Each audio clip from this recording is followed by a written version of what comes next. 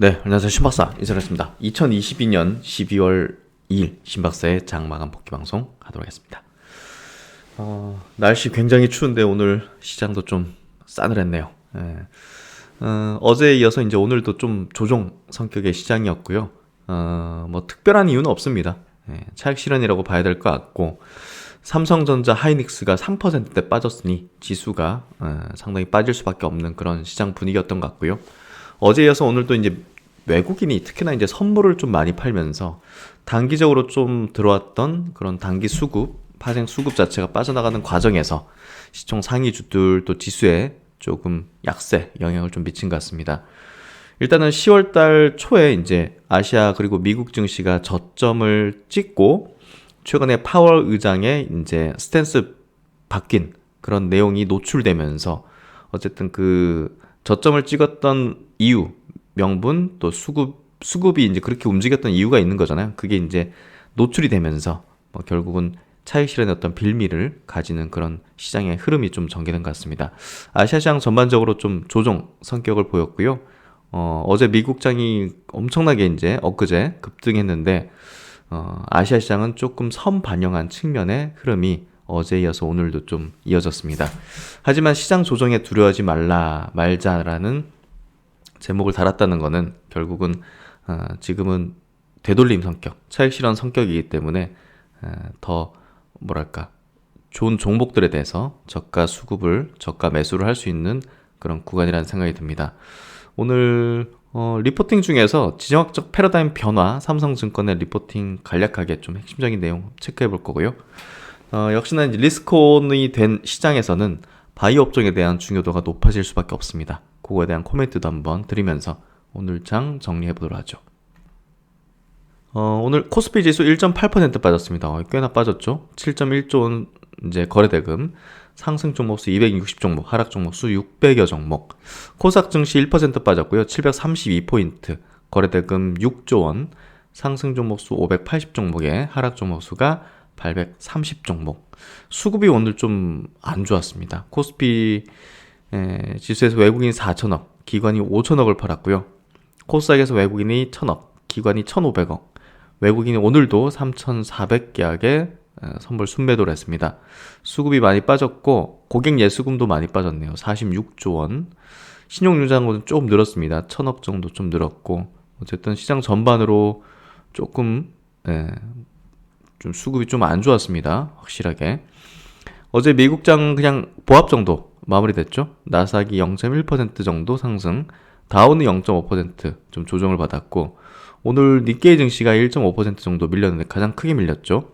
한국 증시가 더 밀렸긴 하지만 뭐 이제 이제 위안화, 위안화 이제 고위안화 이제 엔고 현상 요 부분이 이제 수출에 대한 우려를 좀 낳았다고 합니다. 그리고 홍콩하고 대만 그리고 상해 증시는 소폭의 이제 조정 정도를 보였고요. 그래서 한국 증시가 좀 의외로 좀 많이 밀렸다, 이렇게 좀 보면 될 것 같습니다. 그래서 해외 증시 그냥 무난하게 이제 조정 성격을 보였고, 원달러 환율은 뭐 1,300원 하회하는 흐름이 계속 이어지고 있습니다. 오늘 코스피 지수 음봉이 좀 컸어요. 5일선을 깨버렸죠. 그래서 21선도 이탈을 했다고 볼 수 있는 상황으로 마감이 되는데요. 이거 다음 주 초에 돌려 세우지 못하면, 21선 지지를 받아내지 못하면 일단은 조금 보수적이다, 조정을 좀 보이는 흐름으로 갈 가능성이 있다. 코스닥도 마찬가지로 오늘 음봉, 음봉이지만 갭을 메꾸는 정도의 된 음봉, 5일선을 깨진 않았습니다. 그래서 코스피보단 낮고, 오늘 코스피가 워낙 이제 삼성전자 하이닉스가 세게 빠졌죠. 그 부분이 좀 큰 영향을 미쳤던 것 같고요. 오늘 시총 상위주들로 한번 좀 보죠. 수급 먼저 볼까요? 수급이 업종별로 볼게요. 오늘 전기전자 섹터 2천억을 이제 순 매도했습니다. 2천억이면 이제 꽤나 센 매도를 보였고, 코스닥에서 1,000억씩 기관과 외국인들을 순 매도, 골고루 매도했네요. 시장 전반에 대한 어떤 차익 실현 성격이라고 봐야 될 것 같아요. 특정 섹터보다는 그렇게 좀 해석할 수 있을 것 같고, 오늘 시총 상위 삼성전자가 3.5%나 빠졌습니다. 이러면 뭐 지수 망가지죠. SK하이닉스도 3% 빠졌고요. 이거 좀 안 좋네요. SK하이닉스가 저점을 지금 하회하려는 모습. 한국에 수출해서 반도체가 많이 이제 수출 감소했죠. 그게 좀 영향을 센티에 좀 미친 것 같아요. 그래서 하이닉스가 굉장히 세게 좀 빠졌습니다. 예, 그래서 전저점 가까이 붙여놨고요. 1%대씩 대부분 빠졌고, 오늘 뭐 기아라든지 셀트리온, 삼성물산 이런 기업들 2, 3%씩 밀리는 흐름이었고, 야, LG전자가 최근에 강하긴 합니다. 오늘도 0.4% 상승하는 흐름. 그래서 이런 흐름이었고, 코스닥 넘어가서 오늘 에코프로 BM, 에코프로 그룹이 굉장히 비전을 긍정적으로 이제 코퍼레이션 데이 이렇게 해가지고 발표했는데, 뭐 좋은 거 발표했는데도 이게 빠졌네요. 왜 그럴까요? 어쨌든 에코프로 BM 4.5%, 에코프로가 5% 빠지면서 코스닥 하락을 좀 주도했다고 볼 수 있을 것 같고요. LNF도 1%대 약세. 뭐 시총 상위주가 빠졌다는 것 자체가 이렇게 오늘 다소 이제 그 지수적인 측면의 수급이 나왔다는 거죠. 흘러나왔다는 거죠. 그래서 종목적으로 또 어떤 섹터적으로 오늘은 매도 수급이 나왔다기보다는 한국 증시 전체에 대한 수급이 매도물이 나왔다. 이렇게 해석하는 게 조금 더 맞을 것 같고요. 그만큼 뭐 종목적으로 이걸 왜 이리 많이 빠졌냐, 이거는 뭐 별 우리가 해석할 수 없는 부분이고, 그 부분 중요한 건 아닌 것 같습니다. 그래서 오늘은 지수 차원의 약세 흐름을 보였다. 반등이 좀 거셌기 때문에 차익 물량이 어제 이어서 오늘도 이어졌다. 이렇게 보면 될 것 같고요. 이런 거에 이제 의해서 이제 반응을 한다는 거는 이 기준점이 없다는 거죠. 투자자로서는. 그래서 지금이 조정인지 아니면 뭐 추세 하락으로 가는 건지 저가 매수를 해야 되는지 아니면 손절을 해야 되는지 이런 것들을 판단하려면 투자의 기준을 명확하게 갖고 있어야겠죠. 그러지 않다면 계속 이제 왔다 갔다 흔들립니다. 그러면 주식 투자가 괴로울 수밖에 없죠.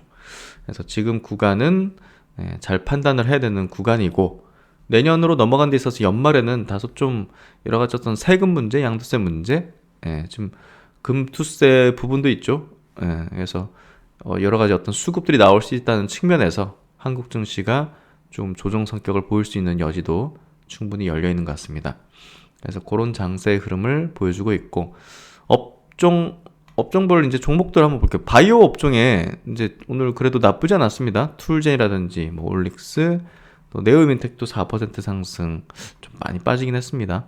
NK맥스라든지, 그리고 이제 그 최근에 그 마이크로바이옴 관련해서 또 이제 FDA 승인받은 약이 탄생했죠. 그래서 지노맨 컴퍼니가 어제 이어서도 플러스, 고바이럽도 어제 이어서 플러스. 그래서 바이오 업종의 주요 종목들이 이제 바닥권을 탈출하는 흐름이 이제 오롯이 이제 전개되고 있는 것 같고요. SCM 생명과학이 오늘 상한가입니다. 굉장히 많이 빠지긴 했죠. 급성 췌장염 줄기세포 치료제 임상 유효성 확인이 됐다. 예상 결과 발표가 됐는데 좋은 어떤 내용이 나온 것 같네요. 그래서 상한가를 보이면서 시총이 아직은 1,000억을 넘지 못했네요. 바이오 쪽에서는 계속적으로 바닥권에서 점진적으로 이제 수급들이 유입되는 그런 흐름이 나타나는 모습을 보이고 있고, 오늘 반도체 업종 뭐 다 빠졌네요. 지금 제가 뭐 보니까 원익 아이패스도 그렇고 테스 다 이제 2, 3%씩 다 빠졌네요. 심텍도 2.5% 빠졌고. 그래서 오늘은 뭐 종목별로 얘기하기보다는 뭐 다 빠졌다고 봐야 될 것 같고요. 어쨌든 전체 지수 차원의 어떤 흐름들이 좀 전개되는 모습을 좀 보였다. 이렇게 좀 해석이 해야 될 것 같습니다. 그래서 이제 미래에셋증권 이제 시황 리포트 한번 볼게요. 오늘 한국 증시 장중 리뷰 해가지고 일단은 뭐 최근 상승에 따른 매물 소화 과정 하락이다. 그래서 뭐 이런 이유밖에 없죠. 또 중국이 제로 코로나 완화에 따라서 내수 소비 회복 기대감 반영되면서 화장품주들은 좀 강세를 보였죠. 그리고 반도체주 약세인데 11월 국내 수출입 지표에서 반도체 수출이 전년 대비 30% 가까이 하락한 부분, 이런 것들도 어쨌든 좀 부정적인 요인이었던 것 같아요. 뭐 삼성전자 하이닉스에 좀 부정적이었죠. 미국의 경제지표 발표 이후 경기 침체에 따른 전방 수요 부진, 업황 둔화 우려 확대되면서 투자 심리가 위축이 됐다. 태양광 업종 밸류체인 내 주가 차별화 뚫어졌다. 뭐 친환경은 뭐 괜찮은 것 같고요. 그래서 오늘 뭐 특별한 내용이 없습니다. 그래서 삼성증권에서 나온 리포팅, 이거 되게 긴 리포팅인데 뭐 다 읽어 드릴 수는 없을 것 같고, 지정학 패러다임. 그러니까 지금 사실 여러 가지 어떤 큰 변화들이 좀 발생되고 있기 때문에, 또 러시아 우크라이나 전쟁도 지금 큰 변화를 지금 야기시키고 있잖아요. 그래서 탈세계와 경제 블록화 내지는 이런 안보 부분도 어떻게 보면 신냉전으로 흘러가는 흐름 속에서 그런 변화가 이제 어떤 산업에 영향을 미치고 있고, 또 한국의 이제 주요한 기업들에도 큰 영향을 주고 있죠. 그래서 이걸 이제 1, 2편 있었고 3편 있는데, 바이오, 사이버 이 업종에 대한 얘기를 좀 하고 있네요. 그래서 이미 시대의 라이벌인 미국과 중국은 향후 5에서 10년의 경쟁이 중요하다고 공언을 했다.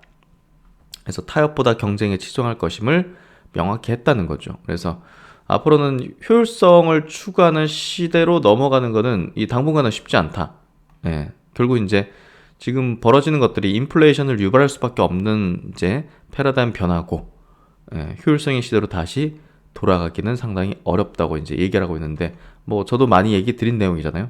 그래서 거기에 따른 앞으로 10년의 어떤 투자 전략에서는 이 부분을 감안해서 이제 투자 전략을 짜야 된다는 거죠. 그래서 이번 보고서는 방산과 더불어서 사이버 쪽, 바이오 쪽을 한번 다룬다. 한국의 입장에서 진입 가능성이 상대적으로 큰 산업으로 보기 때문이다 해서 방산 쪽 한번 이야기 보죠. 그래서 이제 이 리포팅도 제가 뭐 다 읽어드리고 싶은데 뭐 너무나 방대하기 때문에 그 중에서 이제 주식적으로 우리가 접목해가지고 또 이제 판단해 볼 수 있는 내용. 일단은 그 방산 쪽은 최대 고객사가 정부죠. 예. 결국 이제 방위 산업 자체를 이제 경제적인 유인만으로 설명할 수가 없습니다. 예, 정부는 민간과 달리 스스로의 이제 경제적인 이윤 추구만을 가지고서 의사결정을 하지 않는 이제 그 집단이죠. 예, 그렇기 때문에 국가 안보와 공공의 이익을 위해서라면 과감하게 이윤을 이제 포기해야 하는 것이 또 정부의 입장이기 때문에, 우리가 방산 업종에 대한 어떤 분석을 할 때는 이 지정학적인 어떤 지금 전 세계 안보적인 측면을 고려해서 투자 전략에 반영을 해야 된다는 것을 얘기하는 겁니다. 그래서 국제적인 무기 거래도 가격만으로 결정될 수가 없습니다. 그렇게 된다면 미국의 방산 업체들은 엄청 최첨단이잖아요. 가장 기술력도 높고. 그럼 중국에 엄청 팔 수 있는 거잖아요. 경제적인 어떤 추구만을 한다면. 근데 그렇진 않잖아요. 예, 그래서 그렇기 때문에 이 방산 관련된 부분은 우리가 단순히 우리가 자본주의 논리만으로 분석해서 전략을 짜는 부분이 아니라는 거죠. 그래서 이런 여러 가지 어떤 메커니즘, 안보적인 메커니즘에 대한 이해를 할 필요가 있다는 겁니다. 결국 방위 산업의 수요는 예산이 결정하는 거죠. 정부가 집행하는 그 예산이 결정하는 거죠. 예, 이게 뭐 효율성 내지는 뭐 그런 게 아니죠. 예, 그래서 결국은 그 방위 산업의 최대 고객인 정부의 자금 출처, 바로 예산을 우리가 국방 예산을 이제 봐야 되고, 지금 현재 유럽이 가장 그 국방 예산을 늘리고 있는 과정에 있기 때문에 유럽 국가 정부의 또 그쪽에 대한 방위 또 안보 상황에 대해서 우리가 분석을 하는 게 필요하다는 거죠. 그래서 2000년까지는 냉전이 종식된 이후 2000년까지는 방위 산업에서 안보 이슈보다 경제적인 요인이 더 큰 영향을 미쳐왔다는 거죠. 그러면서 이제 전 세계 국방 예산은 오랜 기간 감소세를 보여왔다는 거죠. 근데 최근에 이제 벌어지는 게, 야, 이거 새로운 냉전 구도가 만들어지고 있잖아요. 그래서 야, 이 러시아가 이거 그 동유럽 국가들 자꾸 나토 가입한다니까 이 우크라이나 이제 때려 패면서 다른 국가들한테 좀 위협을 준 거죠. 그래서 그런 부분들이 결국은 큰 변화의 조짐들, 결국은 경제적인 효율이 강조되던 이러한 글로벌 방위 산업에 2000년 들어서 이제 변화의 조짐이 발생하는 부분이 생긴 거죠. 일단은 그 중국의 성장이 굉장히 좀 중요한 어떤 이 안보적인 측면에서도 중요해졌어요. 중국이 이제 경제 대수국으로 부상하고 이제 미국을 위협하는 G2 국가로 올라서면서 당연히 국방 예산도 엄청나게 증가하는 거잖아요. GDP 대비 막 2%, 3%인데 그 GDP가 막 10배, 20배 이렇게 올라오니 국방 예산도 커지고 그만큼 거기에 쏟은 기술력, 또 무기 체계 뭐 이런 것들이 이제 미국을 위협할 수준까지 된 거죠. 그러다 보니까 결국은 글로벌 이제 방위 산업체들의 기업 가치도 구조적인 성장을 하는데 좀 영향을 준 거죠. 그래서 냉전 체제가 종료된 이후로 이제 국방 예산이 감소했다고 했잖아요. 근데 다시 구조적인 성장을 지속을 하고 있다는 거죠. 이는 시장이 중국의 패권 도전을 국제 안보 환경의 구조적인 변화로 평가했기 때문이라는 점. 여기에 러시아의 또 2014년 군사 행동도 방위 산업의 장기 전망에 대한 호의적인 시각을 유도했다는 거죠. 꾸준히 성장하다가 코로나 때 이제 조금 이제 일시적인 조정을 받은 거죠. 방위 산업체들이. 근데 다시 22년 러시아 전쟁과 함께 반등을 시작하면서 그 성장 가도의 흐름을 이어가게 된 겁니다.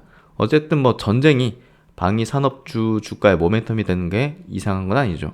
예. 근데 이게 이제 일시적인 어떤 요인이 아니라 이 러시아의 어떤 사태가 이 전쟁이 끝나면 이 패러다임 변화가 이제 없어지는 게 아니라 이 트렌드적인 어떤 흐름 또 이제 신냉전의 어떤 흐름으로 간다는 거. 그런 부분에서 이 방위 산업 관련된 부분에 대한 시각을 좀 달리할 필요가 있다는 거죠. 무엇보다 이제 러시아 전쟁이 갖는 가장 큰 의미는요. 유럽의 국방비 지출 확대입니다. 과거부터 나토 내에서도 미국과 유럽은 국방비 부담에 대한 갈등이 존재를 해왔었는데요. 미국과 달리 유럽 국가들은 국방비 지출에 소극적이었다는 점. 2002년 이라크 전쟁의 참전을 두고도 유럽은 미국과 다른 입장을 취했던 점. 근데 지금 뭔가 좀 변화가 발생되기 시작한 거죠. 결국 이제 러시아가 우크라이나를 침공했습니다. 야, 설마 침공할까 했는데 일단은 이 우크라이나 침공은 유럽 국가들의 위기 의식을 확실하게 고취시키는 계기가 됐죠. 우크라이나에 미국 무기를 지원한 폴란드, 슬로바키아, 체코가 당연히 이제 무기 지원했으니 자기 이제 그 전력이 이제 소진됐을 거 아니겠습니까? 그래서 국방비 확대를 선언했고 러시아와 이제 국경을 맞대고 있는 발트 3국도 이 국방비 확대에 동참을 했죠. 결국 이제 방산업체들의 이제 수요는 결국 각국 정부들의 이제 정부 예산이죠. 예, 그렇기 때문에 그 예산이 늘어난다는 거, 국방비 확대가 된다는 거는 방산업체들에게 호재인데 결국 유럽에 이제 주는 그 이제 공급해주는 방산업체 그게 무엇이냐? 그게 이제 우리 투자 전략에 필요한 분이겠죠. 라트비아는 GDP 대비 2.2% 수준인 국방비 지출을 25년까지 2.5% 확대할 계획. 다 이제 2.5% 정도로 확대한다고 하네요. 그래서 그만큼 이제 방산에 대한 수요가 지금 증가하는 흐름이 되고 있다는 거죠. 그래서 방위 산업의 관점에서 이번 러시아 전쟁은 실질적인 무기를 또 소비하는 이벤트라는 점도 매우 중요한 거죠. 그래서 재고 축적 수요가 새롭게 이제 발생한다는 거. 탄약을 썼고 미사일을 썼으니까 그렇죠? 그래서 그런 부분에서 상당한 기회가 열리는 거죠. 그러면 이제 한국 업체들에게도 기회다는 내용인데요. 급속한 수요의 확대는 생산의 문제를 유발하고 있다. 러시아 전쟁은 유럽 주변국들의 급격한 국방 수요를 발생시켰다. 당장 폴란드, 슬로바키아 그리고 체코가 우크라이나로 무기를 공급하면서 전력 공백이 발생을 했다는 거죠. 근데 이제 문제는 여기는 무작정 뭐 이렇게 생산을 할 수 있는 게 아니라 오랜 기간 안정적이고 예측 가능한 시장을 누려온 글로벌 방산 업체들의 단기 생산 능력 확장에는 한계가 존재할 수밖에 없다는 점이죠. 그래서 어떻게 보면 이제 선도업체가 모든 수요를 처리할 수 없는 상황이 발생해야 비로소 후발 업체들이 새로운 시장에 진입할 기회를 얻는데 그 이제 가장 그 후발의 선두권에 있는 국가가 한국 업체라는 거죠. 대량 생산의 강점을 보유한 한국 업체들이 당분간 유럽 국가들의 그 대안이 될 수 있다는 점. 특히 미국 및 동맹국들과의 무기체계 호환의 측면에서도 한국은 이들에겐 이상적인 대안이죠. 그러니까 단순히 한국 업체가 잘 만들고 뭐 효율적이고 가성비 좋고 이것만이 아니라 동맹국이라는 점. 예, 동맹국이기 때문인 거죠. 그래서 뭐 러시아나 중국이나 북한이 어떻게 뭐 유럽에 팔겠습니까? 그래서 어쨌든 선택 가능한 극소수의 선택지 중 하나라는 점. 그러면서 이번에 이제 역대급의 한국 업체들이 또 수주를 내고 있죠. 이 부분이 일시적이냐? 그게 아니라는 거죠. 예, 그래서 물론 한국 업체들의 선전이 글로벌 방산 구조를 흔들 가능성은 제한적이다. 그만큼 방산 업종의 구조는 공고하다는 점이죠. 예, 따라서 기존의 글로벌 방산 업체들에 대해서 긍정적 시각을 바꿀 이유는 없다. 하지만 현재는 글로벌 대형사들의 성장성을 훼손하지 않으면서 글로벌 방산 업체들도 의미 있는 수혜를 누리는 것이 가능한 시장이라는 점이죠. 이는 한국 업체들의 규모가 글로벌 업체들 대비 과소하기 때문이라는 점.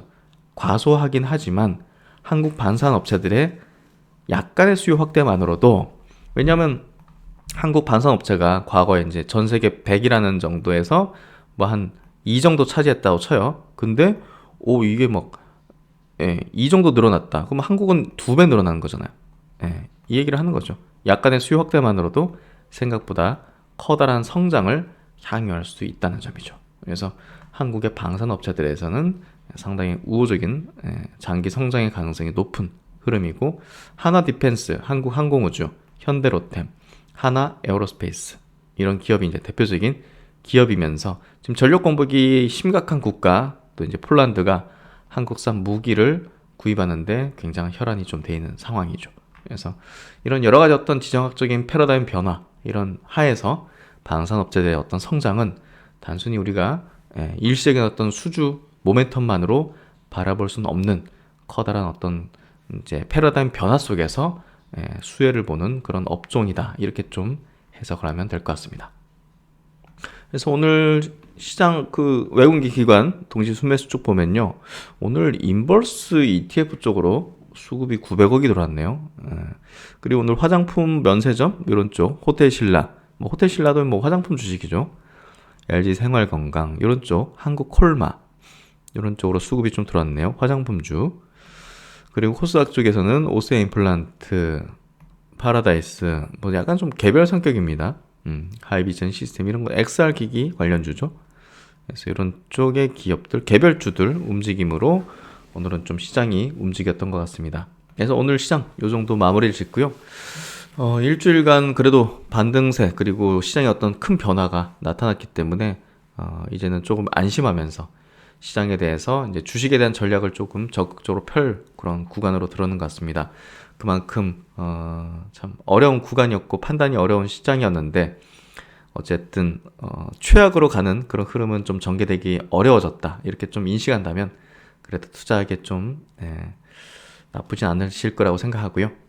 하여튼 뭐 이번 주 고생 많으셨습니다. 날씨도 많이 추워졌는데 다들 건강 유의하시고, 신박사 또 다음 주에 좋은 내용으로 뵙도록 하겠습니다. 편안한 시간 또 주말 되시기 바랍니다. 감사합니다.